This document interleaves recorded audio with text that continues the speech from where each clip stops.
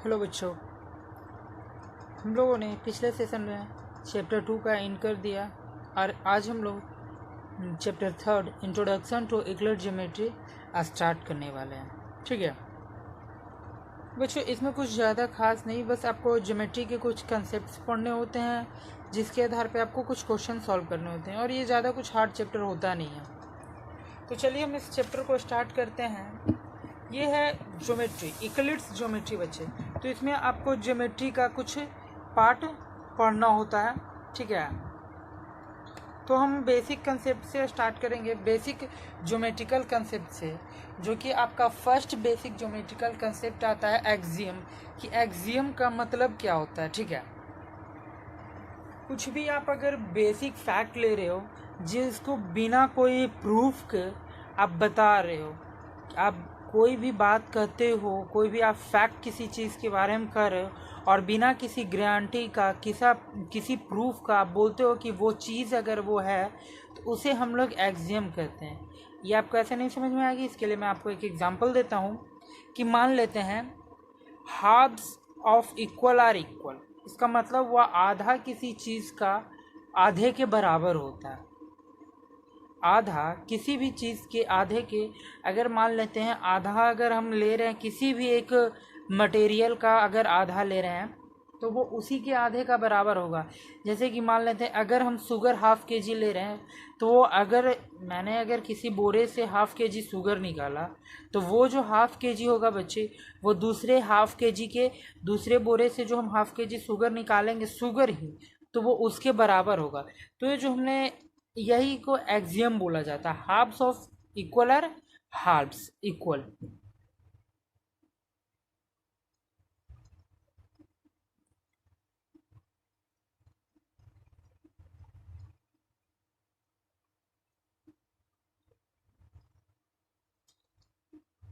एक और एग्जांपल ले सकते हैं।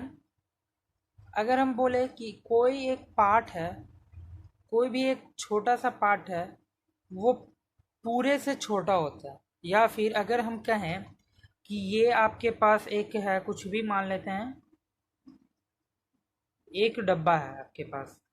ठीक है, एक, या फिर ये आपके पास एक पीस ऑफ लैंड है, इसका कोई भी पार्ट ले लेते हैं, ये इसी का एक पार्ट है छोटा सा, तो हम बोलेंगे कि ये जो पूरा है इससे बड़ा होगा। कोई इसकी गारंटी दे रहे हैं या फिर कोई इसका प्रूफ दे रहे हैं कि वो उससे बड़ा होगा, तो इसी को एक्सियम कहा जाता है बच्चे। तो ये हमारा जो सेकंड एग्जांपल आया वो हुआ the whole is greater than each of its part.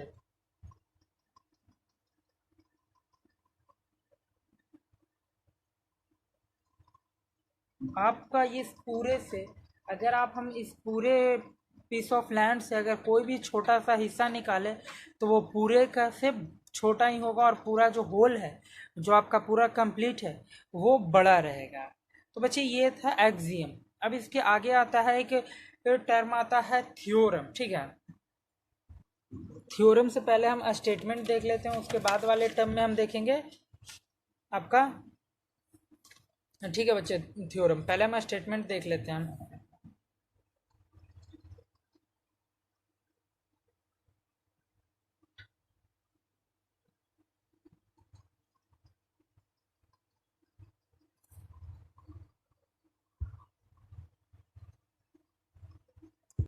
ये हमारा स्टेटमेंट है। स्टेटमेंट का मतलब क्या हुआ, अगर एक भी हम कोई सेंटेंस लेते हैं, वो किसी भी चीज़ को, एक सेंटेंस जो किसी को जज करता है कि वो सही है या फिर गलत है। मैं किसी के बारे में एक सेंटेंस बोलूँगा और वो उस चीज़ के बारे में बताता है कि वो सही है या फिर गलत है, तो उसी चीज़ को हम लोग स्टेटमेंट कहते हैं। या फिर हम इसका एग्जाम्पल ले सकते हैं कि एक ट्रायंगल का, आपका जितने भी एंगल होते हैं, sum of angles of a triangle is 180 degree.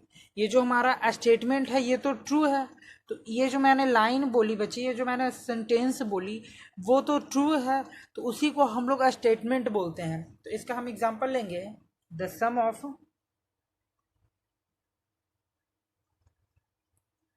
All angles of a triangle is 180 degree. It is true, it is true, ये हमारा ट्रू है। तो ये जो हो गया बच्चे, ये हमारा स्टेटमेंट हुआ। तो स्टेटमेंट आप लोग समझ गए होंगे कि एक ऐसा सेंटेंस जो किसी चीज़ को जज करता है कि वो सही है या फिर गलत है, उसे हम लोग स्टेटमेंट कहते हैं। अब एक अगला टर्म मैं लेता हूं बच्चे, थ्योरम। कि थ्योरम किसे कहते हैं? थ्योरम, थ्योरम किसे कहते हैं? एक ऐसा स्टेटमेंट जो कि प्रूफ मांगता हो। मैं किसी स्टेटमेंट के बारे में बोलूं या फिर किसी चीज़ के बारे में एक स्टेटमेंट दूं और वो बिना प्रूफ के नहीं मानता है, तो उसे हम लोग थ्योरम कहते हैं। जैसे आप लोग में से भी कितने बच्चे होंगे, अगर किन्हीं को मैं कुछ बोलूँगा तो वो नहीं मानेंगे, वो प्रूफ मांगेंगे। तो बच्चे जो है प्रूफ मांगते हैं उसे हम लोग थ्योरम बोलते हैं। ठीक है, इसका मैं एग्जाम्पल ले सकता हूँ। The sum of all angles around a point is 360। एक पॉइंट के जो चारों तरफ आपका एंगल बन रहा है वो 360 होता है। तो मैं कैसे बोल दूं कि ये 360 ही होगा? तो इसके लिए हमें एक आपको प्रूफ देना होगा, प्रूफ करना पड़ेगा, उसी से हम बताएंगे कि वो एक थ्योरम है। तो मैं इसका एक एग्जांपल आपको लिख दे रहा हूँ। The sum of all the angles around a point is 380 degree. ठीक है,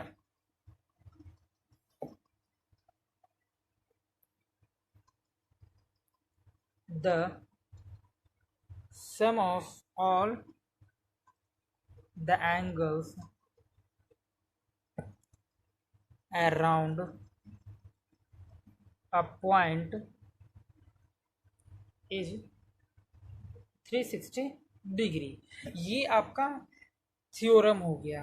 ठीक है, अब कुछ और हम ज्योमेट्री से रिलेटेड टर्म आपको बताने जा रहे हैं, जो कि आपको ज्योमेट्री चैप्टर में, इस सेक्शन में भी और अगले सेक्शन ज्योमेट्री का जो होगा उसमें आपको बहुत ही यूजफुल आएगा। जैसे कि आपका पॉइंट हो गया, लाइन सेगमेंट हो गया, रे हो गया, लाइन, ये सब बहुत सारे बच्चों को पता नहीं होता है कि लाइन सेगमेंट, लाइन में डिफरेंस क्या होता है। ठीक है, तो उसे टर्म्स को अब हम लेकर चलते हैं। जैसे कि अगला टर्म आ रहा है बच्चे, पॉइंट। पॉइंट हम बोलते हैं किसी के एग्जैक्ट लोकेशन के बारे में।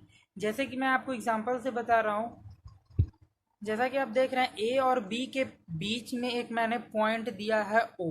तो बच्चे वो एक एग्जैक्ट लोकेशन होता है, उसी को हम लोग पॉइंट बोलते हैं। ठीक है, और एक अगला टर्म आता है हमारा लाइन सेगमेंट। किसी भी दो पॉइंट के बीच के स्ट्रेट पाथ को हम लोग लाइन सेगमेंट कहते हैं। और जो हमारा लाइन सेगमेंट होता है बच्चे, उसके पास डिफिनिट लेंथ होता है। जैसे कि मैंने दो पॉइंट ले रखा है, पॉइंट पी और पॉइंट क्यू ले रखा है, और उसके बीच मैंने एक लाइन आपको ड्रॉ वहाँ मैंने की है, एक स्ट्रेट पाथ मैंने point P two point Q मैंने ड्रा की है, और इसके पास एक स्पेशल एक डिफिनिट लेंथ है जो कि पी से स्टार्ट होकर क्यू पे खत्म होता है। और हम लोग लाइन सेगमेंट को, अगर लाइन सेगमेंट बोला जाए कि आप लाइन सेगमेंट को शो कैसे करोगे, तो कितने बच्चे डायरेक्ट पी क्यू बोल देते हैं ये हमारा लाइन सेगमेंट है। तो बच्चे ये गलत है, हम कभी भी पी क्यू ऐसे डायरेक्ट लाइन सेगमेंट नहीं कर सकते। पी क्यू के ऊपर हमें बार देना होता है, ये हमारा होता है लाइन सेगमेंट का डिनोटेशन। ऐसे हम लोग डिनोट करते हैं लाइन सेगमेंट को। ठीक है, तो यहाँ तक आप लोग समझ गए होंगे। अब हम आगे की पॉइंट की ओर बढ़ते हैं। रे, किस रे हम किसे कहेंगे? एक ऐसा लाइन सेगमेंट जिसे हम एक डायरेक्शन में, किसी भी एक डायरेक्शन में उसे बढ़ाते हैं इंडेफिनेटली, तो हम उस लाइन सेगमेंट को रे कहते हैं। अगर जैसा कि हमारे पास एक लाइन सेगमेंट है पी क्यू और मैंने उसे एक्सटेंड किया है क्यू के डायरेक्शन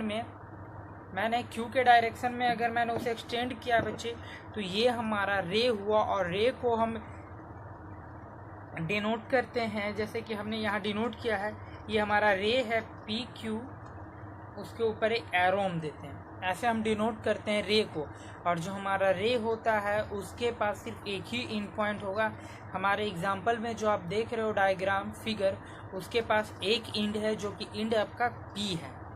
ठीक है, और जो एक रे है उसके पास कोई भी डिफिनिट लेंथ नहीं होता है। तो ये हुआ हमारा बच्चा रे। आगे देखते हैं किसे हम लोग लाइन कहते हैं। एक ऐसा लाइन सेगमेंट, मान लेते हैं कि हमने एक लाइन सेगमेंट PQ लिया, ठीक है, उसे हमने एक्सटेंड किया दोनों डायरेक्शन में इंडिफिनिटली, कोई एक डिफिनिट लेंथ तक नहीं, जितना मन हुआ उतना दोनों डायरेक्शन में हमने एक्सटेंड किया एक लाइन सेगमेंट PQ को। तो अगर जब हम उस लाइन सेगमेंट PQ को दोनों डायरेक्शन में एक्सटेंड करते हैं तो एक्सटेंड करने के बाद जो हमें प्राप्त होता है बच्चे, उसे हम लोग लाइन कहते हैं। और एक लाइन का कोई भी एंड पॉइंट नहीं होता है, जैसे कि आप फिगर में देख रहे हैं यहाँ, इसके पास कोई भी एंड पॉइंट नहीं है, ठीक है, इसका कोई भी डिफिनिट लेंथ नहीं होता है और लाइन का कोई भी डिफिनिट लेंथ नहीं होता है। इसके बाद एक टर्म आता है बच्चों, कॉलिनियर पॉइंट। कॉलिनियर पॉइंट का मतलब क्या हुआ? तीन या तीन से अधिक पॉइंट, तीन या तीन से ज़्यादा पॉइंट अगर आपका एक ही लाइन पे आ रहा हो, एक लाइन पे आपका तीन या तीन से ज़्यादा पॉइंट, मैं यहाँ एक पॉइंट और ले लेता हूँ, जैसे कि हमने एक पॉइंट और बढ़ा दिया यहाँ पॉइंट D, मैंने वो भी एक ही लाइन पे, अगर तीन या तीन से ज़्यादा पॉइंट एक ही लाइन पे आपका आता है तो उसे हम लोग कॉलिनियर पॉइंट्स कहते हैं। ठीक है बच्चों, तो ये आप लोग अच्छे से समझ गए होंगे। आगे की टर्म हम देखते हैं, इंटरसेक्टिंग लाइन। इंटरसेक्टिंग लाइन का मतलब क्या हुआ? अगर दो लाइन का एक ही पॉइंट हो, दो लाइन का एक कॉमन पॉइंट हो, उसी को हम लोग इंटरसेक्टिंग लाइन कहते हैं। जैसे कि आपके पास एक लाइन PQ है और एक आपके पास लाइन RS है, उन दोनों का बच्चों कॉमन पॉइंट हमारा O है। यहाँ मिडिल में देखिए, ये जो हमारा PQ लाइन है और ये जो हमारा RS लाइन है, इसका कॉमन पॉइंट O आता है। तो इस जो हमारा कॉमन पॉइंट O हुआ, तो ये जो हमारा यहाँ लाइन ये बन रहा है, ये जो हमारा लाइन हुआ PQ और RS, ये हमारा इंटरसेक्टिंग लाइन हुआ। ठीक है बच्चों, आई थिंक कि आप लोग यहाँ तक अच्छे से समझ गए होंगे।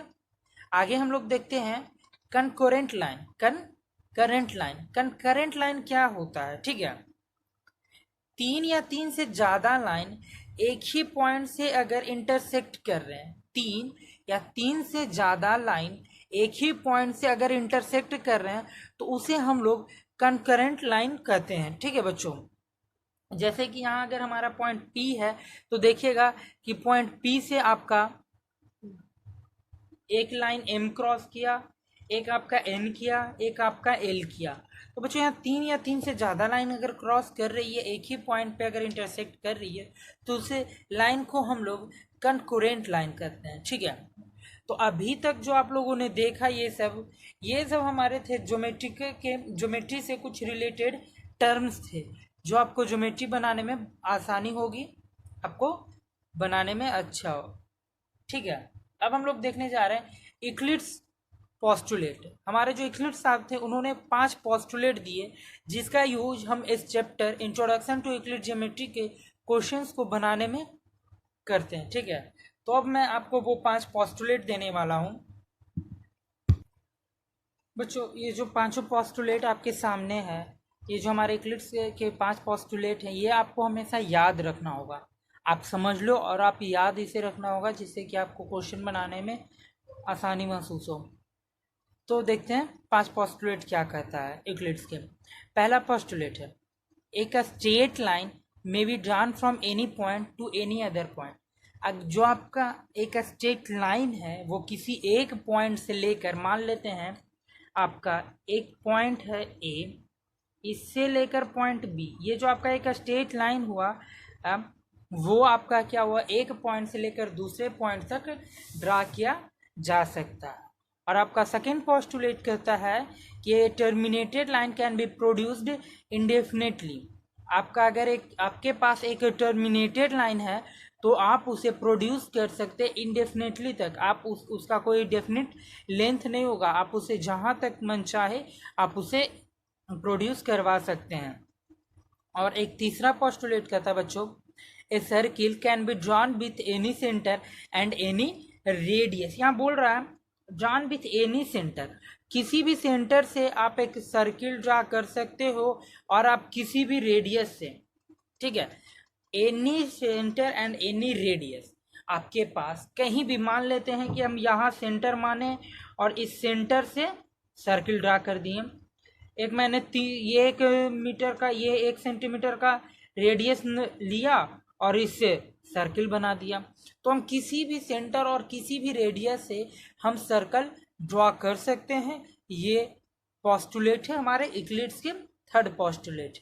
और इनका जो फोर्थ पोस्टुलेट आता है बच्चों, वो है कि जितने भी राइट एंगल्स हैं वो सारे एक दूसरे के इक्वल होंगे, ठीक है। ऐसा क्यों होगा? देखिए, राइट एंगल कहने का मतलब हुआ 90 डिग्री।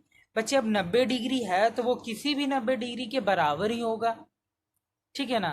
तो ये हुआ हमारा फोर्थ पोस्टुलेट। अब हमारा लास्ट पोस्टुलेट और थोड़ा इंपॉर्टेंट भी है, बोलता है for every line L and for every point P not lying on L there exist a unique line M passing through P and parallel to L. कहता है फिफ्थ पोस्टुलेट कि आपके पास कोई एक लाइन एल दिया हुआ है, ठीक है। इसका कहना है कि आपके पास एक लाइन एल दिया हुआ है और एक पॉइंट पी दिया हुआ है जो कि एल पे लाई नहीं करता। वो जो आपका पॉइंट पी है वो आपका एल पे लाई नहीं करता है, ठीक है। और उसके थ्रू एक पॉइंट पी के थ्रू एक लाइन जाती है एम, जो एम वो आपका पैरेलल होता है एल के। तो सबसे पहले इसके लिए हमें एक लाइन एल लेना होगा, ठीक है बच्चों। तो हम लेते हैं एक, हम लाइन एल हम यहाँ से ले रहे हैं, ठीक है। ये हमने एक लाइन लिया एल, ठीक है। एक हम यहाँ पॉइंट पी ले लेते हैं, आप यहाँ लो चाहे यहाँ भी ले सकते हो, ठीक है। हमने यहाँ एक पॉइंट पी ले लिया।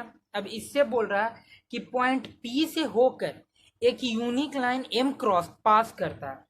तो पॉइंट पी से एक यूनिक लाइन एम जो कि पास करता है एम, वो होता क्या है? पैरेलल होता है एल के। तो बच्चों ये लाइन पैरेलल है, जो हमारा लाइन एल और एम हुआ वो लाइन हमारा पैरेलल है। पैरेलल की कंडीशन आप लोग जानते हैं, हम पैरेलल तब कह सकते हैं दो लाइन को जब उनके पास कोई भी कॉमन पॉइंट नहीं होता है, तब उन दोनों लाइन को हम पैरेलल लाइन कहते हैं। तो ये पांचों पोस्टुलेट हो गया बच्चों इक्लिप्स के। आई होप कि आप लोगों को अच्छे से यहाँ तक समझ में आ गया होगा। अब आप इससे आप इक्लिप्स ज्योमेट्री के क्वेश्चन को आप आराम से सॉल्व कर सकते हैं। आज की वीडियो में यहीं तक, आगे की वीडियो में कल देखेंगे।